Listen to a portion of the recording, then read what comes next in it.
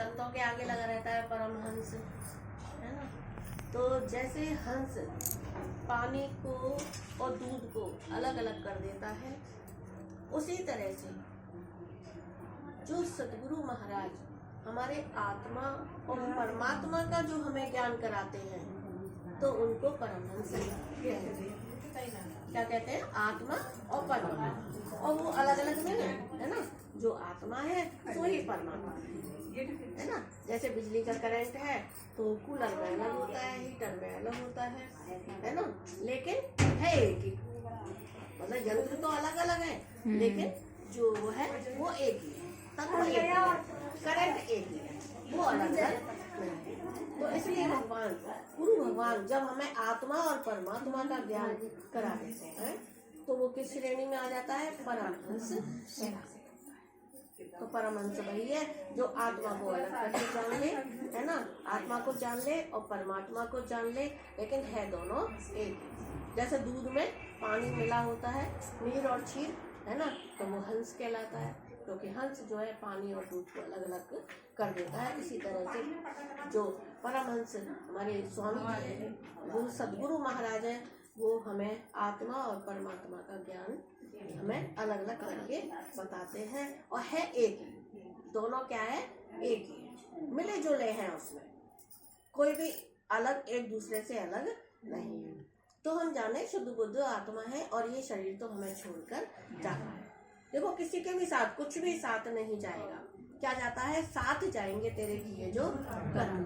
हमारे जो कर्म होते हैं, अच्छे बुरे जैसे भी कर्म करते हैं, वही हमारे साथ जाते हैं। और आज हम जो भोग रहे हैं, वो भी हम पिछले जन्मों का कर्म भोग रहे हैं। हम सोचे कि आज हमने इस जन्म तो बुरा किया नहीं, तो कैसे हमें इतना सब दुख कष्ट मिल रहा है?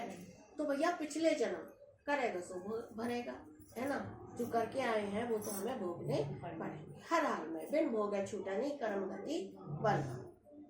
तो इस तरह 3 तरह के कर्म बताए हैं।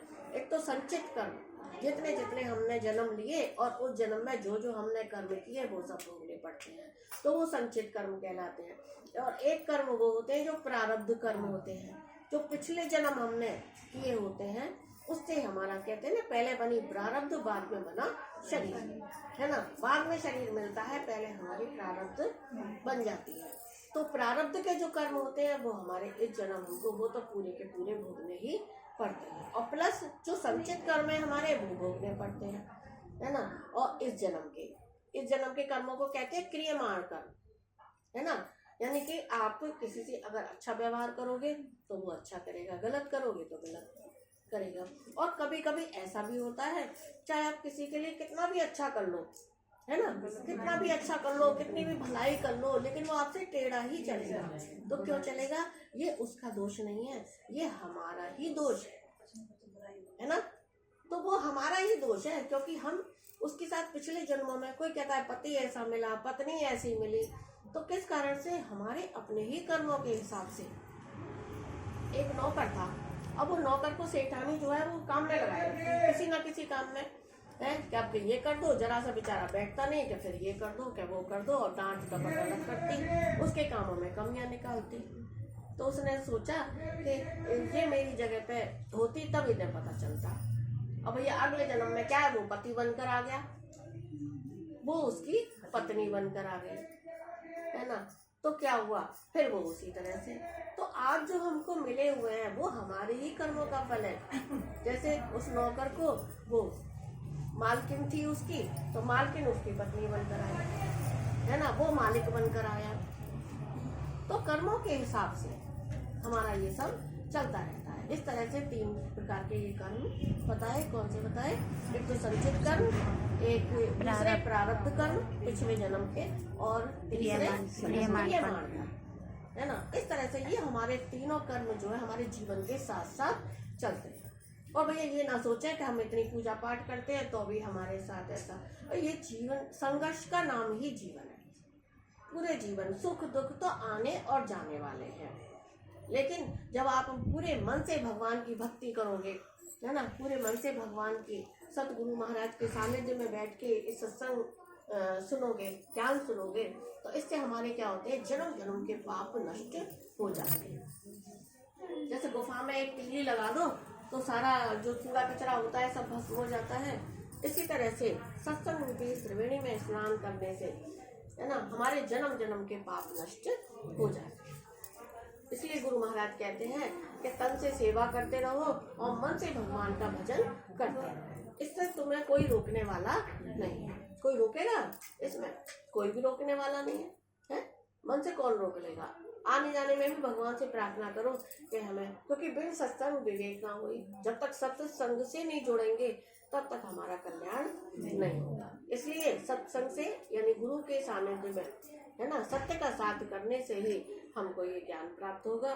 तो इसलिए गुरु कहते हैं कि शरीर से काम, चलते फिरते उठते बैठते भगवान का नाम लेते जाओ। जो नाम आपको अच्छा लगे, राम का, शिव का या ओम, जो आपके इष्ट हो, जैसा अच्छा लगे उसको अपना बोलते चलो, निरंतर मंत्र जाप करते चलो, है ना। और कोई कहता है कि अरे हम अपवित्र अवस्था में, हाँ अपवित्र अवस्था में भी आप कर सकते हो। नाम तो जप कर सकते हो, है मंदिर में पूजा पाठ नहीं कर सकते, लेकिन नाम जप तो आप हर जगह कर सकते हो। कहीं भी जा रहे हो, रास्ते में जा रहे हो तो अपवित्र अवस्था है तो भी, है ना, लेडीज के साथ रहती है, उस अवस्था में भी आप भगवान का नाम जाप कर सकते हो। तो इसलिए हाँ, नाम जाप तो कहीं भी कर सकते हो आप, है ना। तो इस तरह से हमें अपने कर्मों को शुद्ध करना है। कहते हैं भगवान का जन्म भी दिव्य है और कर्म भी दिव्य है ना। क्यों दिव्य कर्म है? क्योंकि भगवान ने सबकी भलाई के लिए जन्म दिया। भगवान कहते हैं यदा यदा ही धर्मस्य ग्लानिर्भवति भारत, मतलब जब जब धर्म की हानि होती है तो मैं सबकी उसके धर्म की स्थापना के लिए, धर्म स्थापनार्थम, धर्म की स्थापना के लिए संभवामि युगे युगे, मैं हर युग में प्रकट होता हूँ, है ना, धर्म की स्थापना के लिए। और आज सतगुरु के रूप में भगवान ही हमें ये ज्ञान देने के लिए आए हैं। हम समझ ही नहीं पाते, है ना, सब कहाँ समझ पाते हैं। तभी तो कोई किसी का मूल्य है ही नहीं, समझ नहीं पाते हैं। और भैया इस शरीर की वैल्यू कब तक है?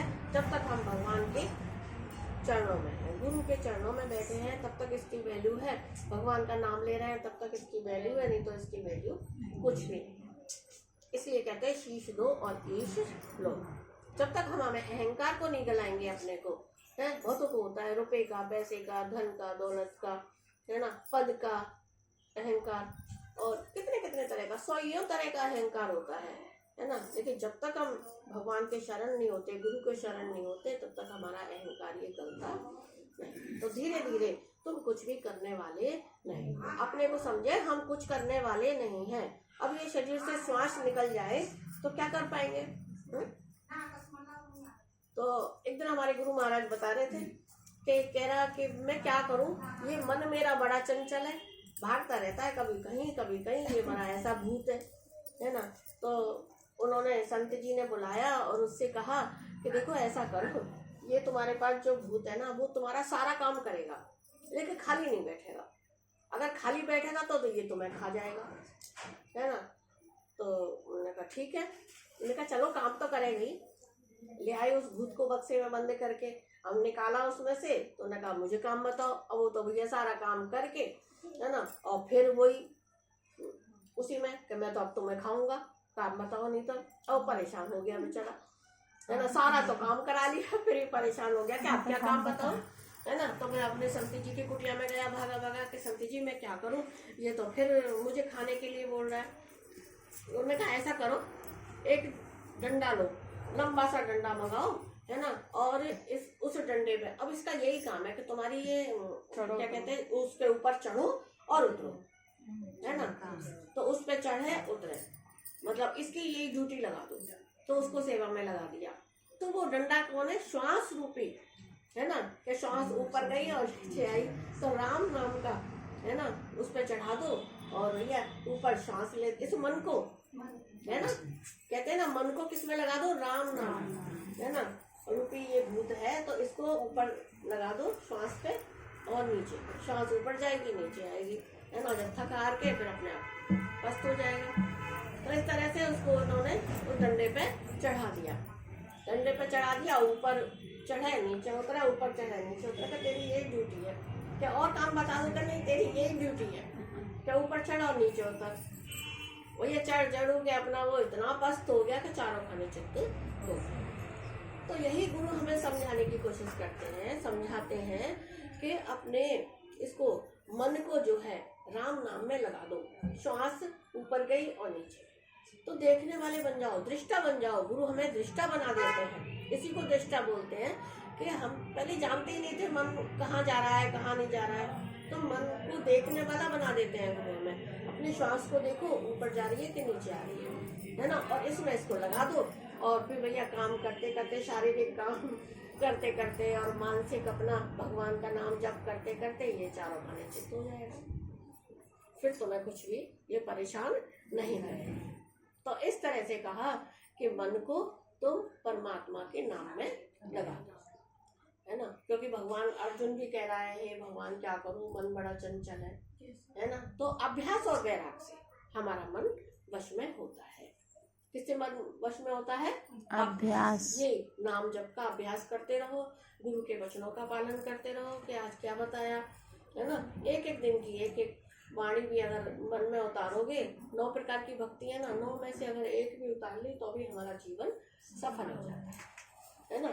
तो इस तरह से बताया कि मन को अपने कंट्रोल में करो। मन को कंट्रोल में करोगे तो भगवान का नाम आपके अंदर में अपने आप ही चलता है। तो इस तरह से कहा कि वही परमहंस है जो हमें आत्मा और परमात्मा का अलग अलग करके ज्ञान बताते। तो कहा कि अब इस मन को कैसे ले जाएं, कहाँ ले जाएं। अब ये सारी स्थिति बता दी ना, मन की तो सारी स्थिति हो गई, है ना। अब कह रहे हैं कि कर्मों के प्रति सावधान रहो। अंदर से कहते हैं ना, तेन तक तेन गुंजीता, यानी कि त्याग पूर्वक उपभोग करो। अब अर्जुन कह रहा है भगवान, एक तरफ तो तुम यो कह रहे हो कि त्याग कर दो कर्मों का, और दूसरी तरफ कह रहे हो कि कर्म करो।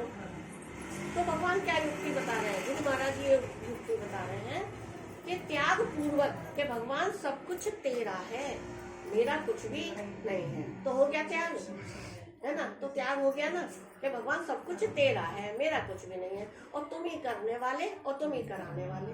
तो बताओ करता हम कहाँ है? हम तो कहीं भी करता नहीं है। क्योंकि अगर कर्तापन ऐसे करोगे तो फिर वो भोगने के लिए भी आना पड़ेगा। और ये हमेशा याद रखो, भगवान कभी गलत कर्म नहीं करते, गलत नहीं कराते भगवान। अगर गलत हमसे हुआ है तो ये हमारे स्वभाव संस्कारवश हुआ है ना। और नहीं, हमसे अगर हम गुरु के शरण में बैठे हैं तो गलत कर्म होगा ही नहीं, है ना। तो जो भी करते हैं हम अपने मन के हिसाब से करते हैं। तो मन के हिसाब से नहीं चलना, किसके हिसाब से चलना है? गुरु के हिसाब से चलना है हमें, है ना। तो इस तरह से मन को अपने परमात्मा के नाम में लगाया। क्योंकि कुछ भी आप ये सोचो, हमारे अंदर में कितने काम, क्रोध, लोभ, मोह, अहंकार इतने भरे पड़े हैं। तो सबको किस तरफ लगाना है? परमात्मा की तरफ लगाते चलो। ये मत सोचो अरे हम क्या करें, इतनी साधना कर रहे हैं तो भी मन हमारा नहीं लगता। तो कर बंदगी भजन धीरे धीरे। एक तो अभी पहले बताई वो बांस वाली, कि मन को श्वास रूपी बांस पर चढ़ाए रखो, है ना। ऊपर गई तो ओहो, नीचे गई तो माँ। इस तरह से वो अपना थकार के अपना शांति में आ जाएगा, आनंद शांति में आ जाएगा। और दूसरी बताई, कर बंदगी और भजन धीरे धीरे, मिलेगी प्रभु की शरण धीरे धीरे, है ना। कि कर बंदगी मतलब धीरे धीरे भगवान का नाम जप करते रहो। भगवान के वचनों का, गुरु के वचनों का हम अपने जीवन में उतारते रहें तो धीरे धीरे हमको वो स्थिति प्राप्त हो जाएगी, भक्ति प्राप्त होगी, है ना। तो जो जैसा हम कर्म करते हैं वैसे ही हमारे सामने आते हैं। तो अच्छी तरह से अपने मन को बैराग दिलाओ। अब तीसरी बात क्या बता रहे हैं कि बैराग दिलाओ। बैराग कैसे दिलाएं? कि भैया अब ऐसे तो देखो, शरीर के लिए रोटी भी चाहिए, कपड़ा भी चाहिए, है ना, और भोजन भी चाहिए। भोजन, रोटी, कपड़ा और मकान, छत भी चाहिए। तीनों चीज चाहिए कहीं भी जाओगे, हैं। अब संत महात्मा वहाँ रहते हैं तो वहाँ क्या गुफा में भी रहते हैं, तो सब चीज चाहिए होती है उन्हें भी। भैया रोटी भी चाहिए होती है, वो बात अलग है। उनकी साधना होती है, किसी कोई फल पे ही रह जाता है, कोई हवा पानी पे ही रह जाता है, वो चीज अलग है। लेकिन ज्यादातर तो सबको रोटी, कपड़ा और मकान तो चाहिए, है ना। शरीर के लिए सब चाहिए। तो जैसे कि हमें रहने के लिए इस शरीर को रहने के लिए मकान मिला है, इसी तरह से हमारे मुझ आत्मा को ये शरीर रहने के लिए मिला है। और ये कब छूट जाए कुछ पता नहीं, क्योंकि यह तन काचा कुंभ है और लिए फिरता साथ, और डबका लगा फूट गया और कछु ना आया हाथ। एंड में हमारे कुछ भी हाथ नहीं आया, नहीं आता है ना। और जरा से धक्के से कहते हैं ना, पानी का बुलबुला है उठा और उसी में विलीन हो जाता है, शक्ति शक्ति में ही समाहित हो जाती है। इसलिए भैया अपने मन में बैराग, यानी कि दो अर्थ है, बैर और राग से रहित हो जाना और संसार से बैराग लेना, क्योंकि यहाँ पर कुछ भी अपना नहीं है। अपने भी धोखा देने वाले हैं, जिनको आप अपना अपना समझते हो वही जाके वहाँ जला देते हैं, है ना। फिर तो अगर मुर्दा शरीर घर में पड़ा हो ना, पार्थिव शरीर, तो कहते हैं अरे भैया जल्दी ले चलो, जल्दी ले चलो, जल्दी ले चलो। तो बताओ कौन प्यार कर रहा है इस शरीर से? हम ही जुड़े रहते हैं मोह के कारण, है ना। हम ही तो जुड़े रहते हैं मोह के कारण, वरना तो सब कहते हैं भैया ले चलो ले चलो। तो अच्छी तरह समझो, जानते सब है, ये ज्ञान सबके अंदर में, सब जानते हैं, लेकिन हम मान नहीं पाते। बिना गुरु के, बिना सत्संग में आए हम मान नहीं पाते हैं इन चीजों को, है ना। जानते सब है, सबको पता है कि थोड़ी देर की होती है बस, फिर वही खाना पीना, हंसी मजाक। मैं तो देखा जवान मौत हो जाए तो भी हंसी मजाक। हम एक जगह गए, वहाँ अपना हंसी मजाक, ये क्या है ना। तभी तो कहते हैं कि शमशान में हो या फिर किसी की मृत्यु हो गई हो, ऐसी जगह पे कदापि नहीं हंसना चाहिए, हंसना नहीं चाहिए। अगर हंसी आ रही है तो क्यों आ रही है भैया? पहली बात तो ये सच्चाई है, ये जीवन की सच्चाई है, किसी का दुख है, देखो किसी का दुख है और ये जीवन की सच्चाई है। तो ऐसी जगह पर हमको नहीं हंसना चाहिए, है ना। जहाँ पर सत्संग हो रहा हो, या जहाँ पर किसी की मृत्यु हो गई हो, या शमशान में खड़े हो, है ना, कोई कठिन दुख में पड़ा हो, तो ऐसी जगह पर हमको हंसना नहीं चाहिए। लेकिन मैंने देखा है ले जाते हैं, बस कुछ नहीं, चाय पानी पी, फिर वही हंसी मजाक और सारी चीजें चलती रहती है। क्या समाज है ना। एक तरफ तो थोड़ी देर पहले अपने दहाड़ मार मार के सब रोते हैं, फिर कुछ ना, फिर चाय पानी पी कर खा पी कर फिर वही हंसी मजाक होकर आ जाते हैं, है ना। एक तो ये है कि भाई परिवर्तनशील है, लेकिन फिर भी हमको अपनी इंद्रियों पर कंट्रोल रखना चाहिए। ऐसे किसी के गलत समय पे ना मजाक उड़ानी चाहिए, ना किसी की हंसी बनानी चाहिए, और ना खुद भी हंसना नहीं चाहिए, है ना। तो इसलिए इस सब चीज़ों का हमें ध्यान रखना चाहिए, है ना। तो संसार में कुछ भी, हमारे एक सुई की नौकरी हमारे साथ नहीं जाएगी, ये पक्का समझ लो। क्या जाएगा? साथ जाएंगे तेरे किए जो कर्म, और एक जो राम धन है, जितना आप कमा लोगे, है ना, यही आपके साथ जाएगा। कि ऐसा धन कमा लो परमार्थ में जो तुम्हारे काम आ जाए। तो परमार्थ में कौन सा धन काम आएगा? ये राम धन ही हमारे काम आएगा, बाकी कुछ भी हमारे काम नहीं है। सब कुछ यहीं पे धरा की धरा है। इसलिए जितना हो सके अपना राम धन कमा लो, है ना, और बाकी धन सब छूट जाएंगे यहीं पर, है ना। नाती पोता बेटा अपना मैं मेरे वाले कितने भी है, सब यहीं पर छूट जाएंगे और सब कुछ यहीं रह जाएगा। केवल क्या जाएगा साथ में? भगवान का नाम। बोले सद्गुरु भगवान की जय, साचे दरबार की जय।